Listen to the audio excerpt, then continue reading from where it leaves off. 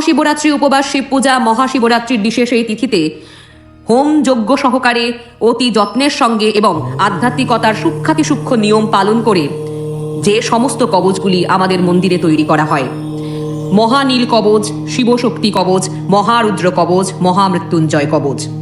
আপনাদের জানিয়ে রাখি, আমরা বহু বছর ধরে অত্যন্ত জাগ্রত তারকেশ্বরের বাবা তারকনাথের মন্দিরের পুরোহিত বা সেবায়িত। এই সমস্ত কবচ ধারণ করলে বা গ্রহণ করলে আপনার কি কি উন্নতি হতে পারে, যেমন আত্মরক্ষা, মৃত্যু ফাড়া, ভূত প্রেত, মারণবান, বশীকরণ, কালাজাদু নাশ, আর্থিক সমস্যার সমাধান, আয় উন্নতি, সৌভাগ্য উদয়, ব্যবসার উন্নতি, সংসারের উন্নতি, দিব্য শক্তি লাভ, রোগ শোক নাশ, শত্রু নাশ, মঙ্গলময়, শিবকৃপা জ্ঞান লাভ, তেজ যশ মান সম্মান লাভ।